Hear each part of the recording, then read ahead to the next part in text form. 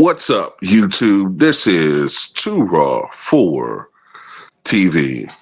All right, so before I get into this video, I want to give a shout out to the brother Jeremy Tyler for the $10 donation via the PayPal, and he left a message and a video request. He says, "Salute Too Raw. I have a video request. In your opinion, do you think Jim Thorpe is anywhere near Michael Jordan's level of greatness?" It's an interesting question. You know, I always talk about how Wilt Chamberlain has, through ignorance, lack of knowledge about his career, listening to idiotic media narratives, people in general have lessened his impact and lowered his stature as an all-time great. And a guy like Jim Thorpe, unfortunately, is even more of a victim of that. You know, I don't even know if most people even recall or know who Jim Thorpe was. I remember, just 10 years ago, whenever that was, 10 or 15 years ago, when the NFL had that top 100 list, Jim Thorpe was, and I just did a quick look, let me make sure. I think he was in the 40s. Let me make sure. Give me 1 second. He was number 37 on that list. He was number 37 on the NFL's top 100 all-time list back in 2010. And when ESPN did their Sports Century list back in 1999, Jim Thorpe was listed as the 7th greatest athlete. So that just gives you an idea about how impactful he was. I'm not sure if Michael Jordan is the best comparison to Jim Thorpe, because Michael Jordan, although he had versatility, he did, as a kid, play baseball, and then turned back to baseball in his early 30s, but he's primarily known as a basketball player. I think a better comparison to Jim Thorpe would be Bo Jackson because of his versatility. And I have to be honest with you, Jim Thorpe, you could argue, was even more versatile than Bo Jackson because, Bo, don't get me wrong, Bo was an unbelievable athlete. I mean, the likes of which we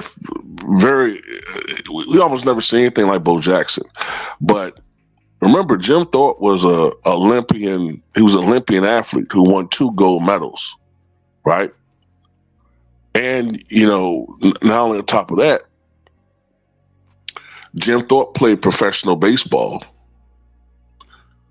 Jim Thorpe played professional football, like Bo, but he also had Olympic gold medals. And there was no professional basketball leagues back then, but he did play in semi-pro leagues later on in his career, like when he was in his mid-30s or something, past his prime. He did play basketball. So Jim Thorpe was playing every sport. And if I remember correctly, Jim Thorpe tried out for the Olympics on an accident. It was accidental. I think he showed up in like regular street attire. And they thought it was a joke when this Native American guy shows up and tries out for the high jump, and he sets a record in street clothes. Well, when I say a record, I mean a local record. And, once he put on actual, for their times, athletic wear, he was doing things that we had never seen before at that time. Jim Thorpe also, unfortunately, was a victim of the times as far as racism is concerned. He was Native American. Although he did have Caucasian ancestry, he identified as Native American. He looked very ethnic. He looked like an Indian. So this is when we're talking about the early part of the 20th century. So he definitely was a victim of racism. And people feel like this is why he was stripped. This is why a lot of people feel like he was stripped temporarily for a while of his gold medals. Because many people said, well, wait a minute, how does he, when they did some investigation, they said, wait a minute, this guy played professionally before. So how does he, back then you had to have amateur status. So it was like, well, how did he get, he can't have these medals because of the fact that he played professionally. But some people think that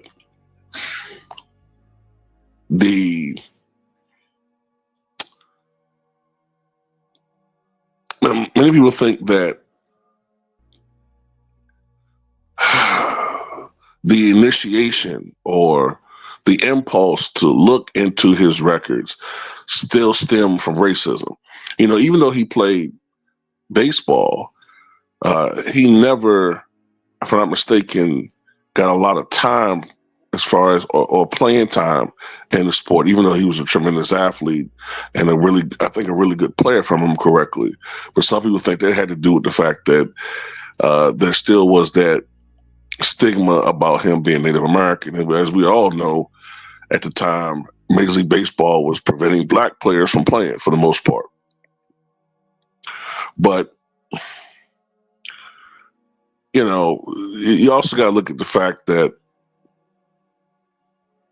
there was no modern day media campaign behind Jim Thorpe. He wasn't endorsing products. He wasn't, plugging this on TV or plugging that or, making appearances with other celebrities or whatever have you. You know what I'm saying? He can only go but so far in the time period that he lived. And I'm certain if Jim Thorpe was white, he would be a household name today. I'm certain of that. And I'm just being honest. We know how America works, right? If Jim Thorpe was white, he would be a household name.